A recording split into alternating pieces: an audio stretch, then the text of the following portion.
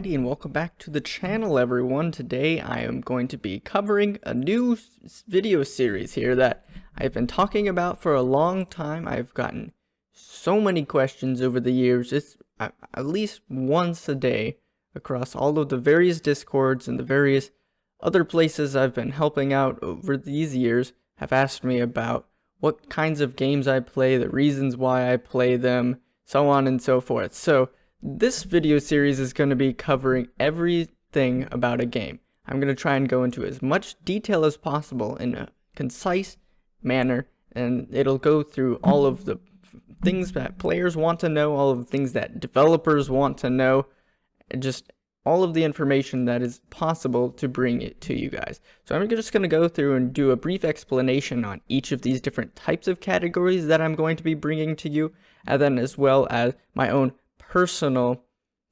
requirements for playing a type of game for a long period of time. So I guess the most important is the game genre itself. What type of game are we going to be playing here? So that could be anything from RPGs, first-person shooters, strategy. You have match 3, turn-based strategy, auto battler, MOBAs, RTS.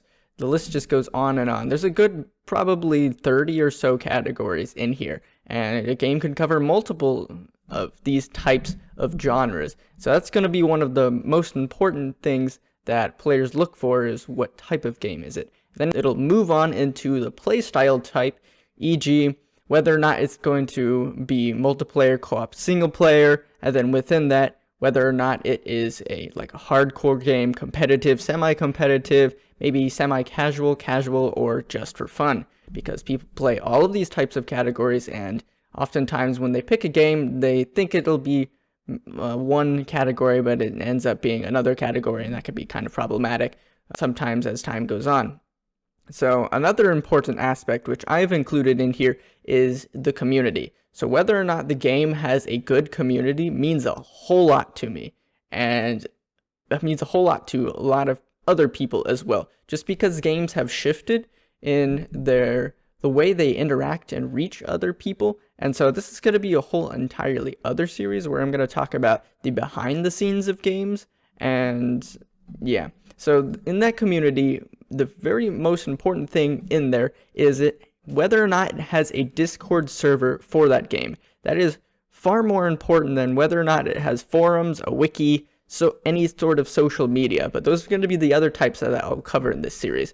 Another important thing that I look for and we'll be covering is the dev-player interaction. So whether or not the devs are putting out roadmaps or interacting with the players or doing player feedback events or any sort of social media events. How are they interacting with the players? Is it a high number, very frequently, none at all, very rarely? So that'll be something else I will be including in here. Another important point is the update frequency. How often are these games getting updated? Whether or not it's daily, weekly, bi-weekly, monthly, once a year, whether those are hot fixes, patches, minor or major updates. So those are something that players often want to know about, because a little known fact, every major update is usually a huge time in both loss and gain for players.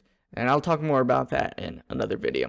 So any notable or unique features about games. So basically, what makes this game unique? Why am I playing this over any other type of game, either in that genre, in that play style, and maybe it's the visual effects, it could be so on and so forth. And so that'll tie in a little bit towards the content of the game, whether or not the game is more story-rich, PvP focused, PvE focused, what types of energy systems it has, different kinds of modes in it.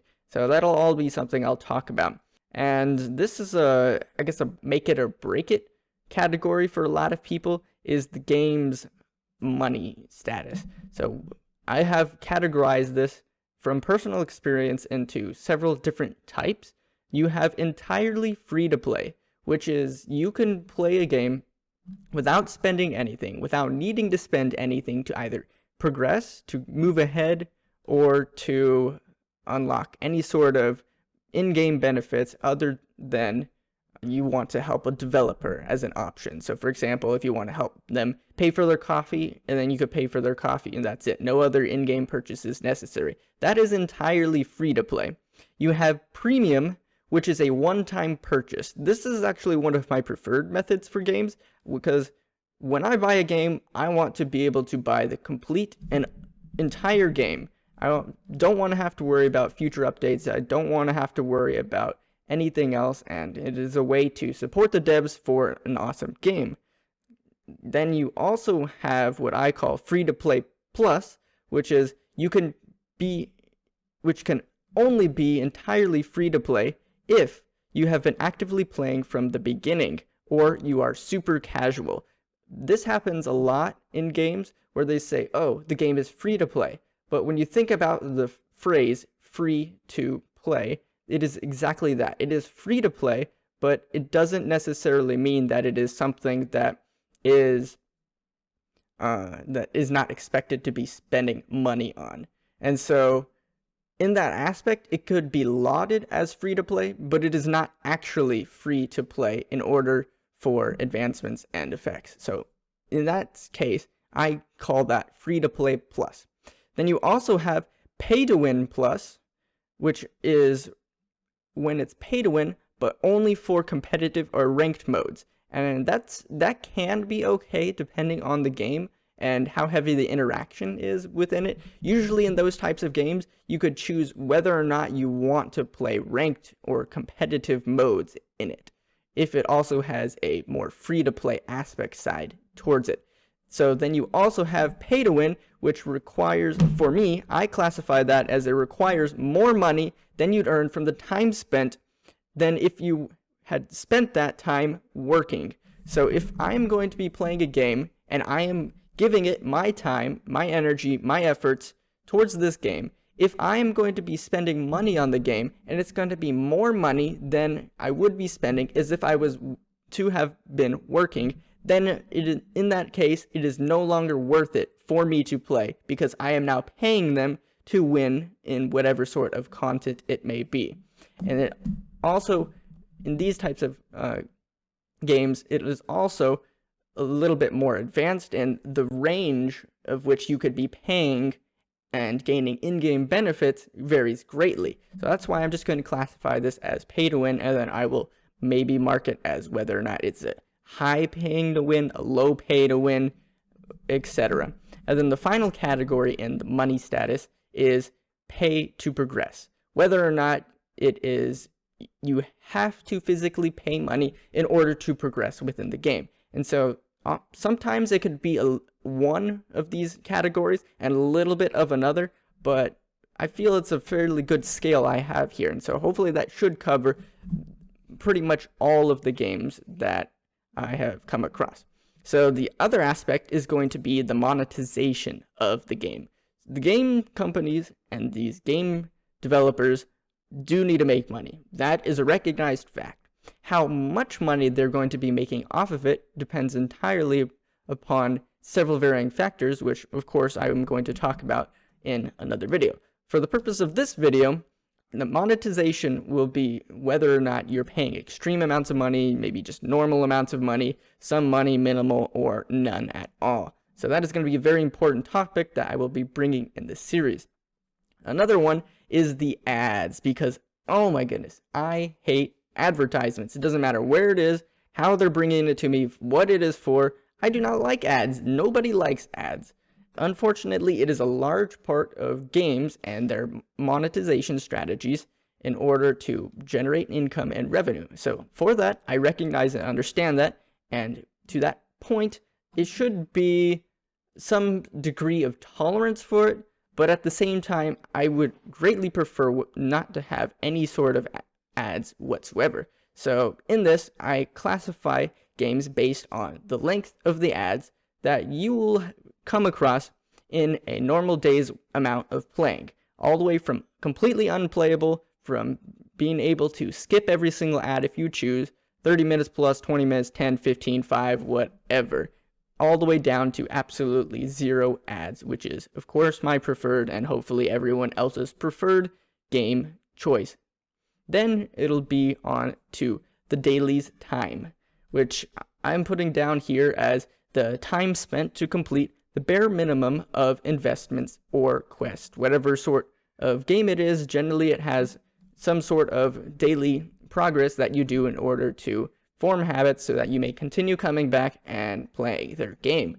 So the Dailies time is basically the bare minimum time it takes in order to complete the game. It could be anywhere from 5 minutes to 20 minutes, 30 minutes, and even an hour in some games, even more in other games. So the shorter the Dailies time, generally the better. And it also ties in with the next category, which I've called the playing time, which is the time range that you could actively be playing the content on a day-to-day basis. So that is different from the dailies, in which it's more of a what can I get done in the shortest amount of time in order to still make progress, where the playing time is the time where you actually dive into the game. You have a little bit more time on your hands, and you're ready and willing to sit down, enjoy that break, and be playing it. And so that's something else I will be mentioning in this series. The other one is the weekly time commitment, because this could vary depending on the game. In some games, you could pick it up whenever on a weekend, and you could just, play for 8 hours straight, or if you wanted to, or you could pick it up throughout the week and play 5 minutes a day. And so in lieu of that, I'll be also including a weekly time commitment category. Whether or not it is needed or not will depend on the game. Then I will be also talking about the total expected length of the content within the game, which can vary greatly. Some games are more story-rich, and those generally go up maybe from 5 to 15 hours worth of content. Other games could be a little bit more. You can maybe have like 30 or 40 hours worth of content, while other games are more grind fest or unlimited. And so those, of course, everything varies on the genre and the type of content, but I'll be including a rough estimate of about how much time you could potentially be investing into this game, because that is important to know as a player, whether or not this game is going to be having long-lasting importance to me, whether or not it could be something that I could continue playing for a long time, or whether I just want something quick, fun, and casual. So that'll be something I'll talk about. So another important aspect that I've included on this list is the Play Store ratings. And I have very mixed feelings about the Play Store ratings. On one hand, it's not the best system. Let's say it at that. There is an inherent weakness with the way things are rated. It's either you love something or you hate something, and that is reflected in us as humans, our psychology. And so when we go to rate things, we either love it or we hate it. And so that is reflected in the ratings. It's either a 1-star or a 5-star. And then you have those few people in between, depending on the game, who will give it a 4-star. You rarely see 2s or 3s. And so for that purpose, the Play Store rating is not the best source of being able to determine the quality of the game, because it doesn't go into detail for any of these topics that I have really gone over today. It doesn't cover the length of the game. So if it's an 8-year-old game and it had 5,000 5-star reviews at the initial release of the game, and then since then it has had nothing but 1 stars, but because of those initial 5,000 reviews, it has a very high rating in the game store. So there's a lot of games nowadays where that situation happens. It has a very high rating, but I don't actually feel that it deserves that rating, or it's rated much too highly, or it's overhyped, or it falls into other categories which I would consider it not to be a game worth playing. And so in that case, I don't rate it as highly as the Play Store rates it, or nearly even as close as to what it rates it. So in the series, I will be covering the game's rating system, and I will be showing how I check the reviews and the ratings, and what to look for, and how to form your own opinions based on that, rather than looking at, oh, this game has a 4.6 stars on Google Play, it must be a good game. That's not how that works.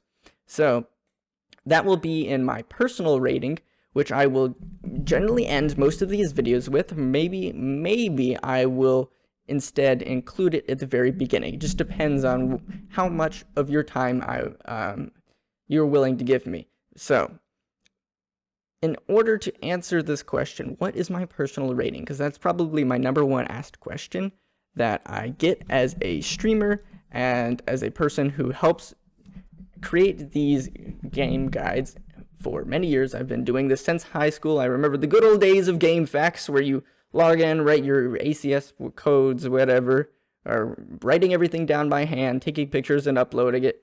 Those were the fun days. So, what I look for in a game, it must be free to play or free to play friendly. I do not do pay to win games.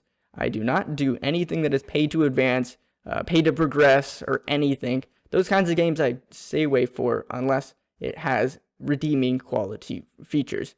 So it's kind of like a hit or miss on those games. And so, yeah, but that's one of its absolute must. It must be free to play or free to play friendly.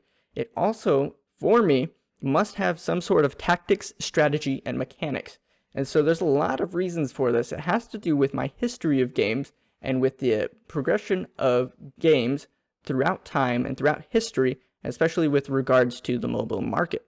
For me, I also include that PvP must not be a focus, which is generally the complete opposite of most people who they prefer the player versus player combat. And there's many reasons for that, and I would love to talk about that more. However, that is going to be saved for my other video series. It also must have content, e.g., I don't want to have to beat the game in an hour or a day or even a couple of days or a week. I want there to be something that I could spend my time in, I can go in and grind at it and be able to have outcomes and to be able to get what I'm looking for in a game from this game for a long period of time. I don't want to waste my time on this flimsy, very poorly put together game.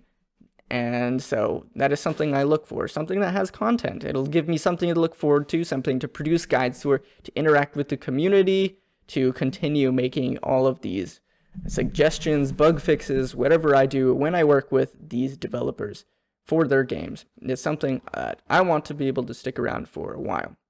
And generally, the game must have less than 3 kinds of currencies. I absolutely hate a game where I look through the screenshots on their Google Play Store and I take a look at their whatever first main screen overface interview and you have 4 currencies there. And that to me is already a red flag. I'm like, uh-oh. This either means that it is an energy system game or it has multiple premium currencies, which is an automatic 2 ticks off of the types of games that I absolutely do not play. So, because of that, the less currencies they have is generally a better sign for main currencies. They could have lots of sort of different type of in-game currencies for different shops or different areas. I'm completely fine with that as long as they don't have more than 3 main currencies as a general rule. It's not an all absolute rule. Some of my preferences I have, it's a non-luck focused interactions. So that is primarily games that are roll of the dice, that are gacha games. I prefer things that are within my control rather than without my control, because in those types of games, they're often more skill, intelligence, tactics, strategy, rather than how big my wallet is. And I don't like that, because you could be a good player, you could really enjoy the game, but because of monetization tactics nowadays, it can become very difficult to advance and to progress in many kinds of games that are on the mobile market today, because of the size of your wallet is too small to compete. And so because of that, anything that is non-luck focused is generally not a priority for me when I choose a game to play. For me, I prefer to have a game with a little bit of a grind. I mentioned this earlier when I said it must have content, but I'm fine with grinding for things. I have time to spare. It's my time to relax when I play these games for the most part. And in it, I want to be able to have something to do. And so grinding is okay for me. When I am playing the game, I want to be able to spend more than 20 minutes, but less than 2 hours a day for dailies, because the time adds up. If it is a game that requires a large amount of time throughout a week, every single day, it's not going to be a game for me, because then I feel my job is playing this game rather than enjoying myself in the game. And so that's a hard balance for lots of games nowadays, where either it requires too little or too much. And so finding that balance in between those two different types of values is very important for me when I'm picking a game to play. The microtransactions are none or minimal. So, having helped game developers for a good almost a decade now, I have been inside and outside of both the player side of things, the moderator side of things, inside of the devs teams themselves, inside of the game companies themselves, and I absolutely understand the power of microtransitions or monetization. It is very important for there to be a balance between them, and unfortunately, most of the time that balance is not met. And so that is going to be something I'll go into more detail in another video series. Microtransitions or none to minimal is generally a better game, in my opinion, for me. The quality of life updates. So I think everyone has experienced this, where they pick a game to play, and they play it for a while, and they release a broken character, a broken card, a broken combination, something, and it doesn't get fixed, or they just decide to nerf everything.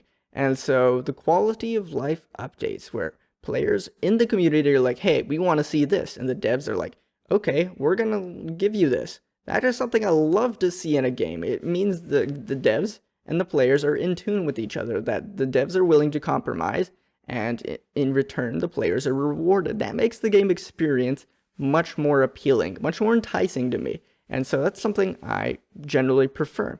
I enjoy things where there is some sort of community feedback, precisely for some of the reasons I've already talked about today. When players are able to give the developers feedback for their games, that in turn allows them to internalize it and therefore make their games better for the most part. And so when they have that community feedback, it allows for so many other types of options and growth within the game that would have not been done previously. So that is something I look for in a game. And then the final thing is a chat moderation of sort. And this is just a bare prerequisite, I feel, for games. And I want to say it's more that MOBAs and any sort of player versus player often may have negative connotations associated with it due to it being a toxic community. So it's very interesting when I join a new game server for a game I have discovered. I quickly gain the trust of the community. I am soon start working with the game developers. I'm modding for their servers, helping to build their servers in Discord. Maybe I moderate their social media forums. I'm building the wikis for them, whatever I'm doing. And these players always come in and they're always telling me, wow, like this community is great, and so is like so helpful, and these kinds of things are, I love to see that.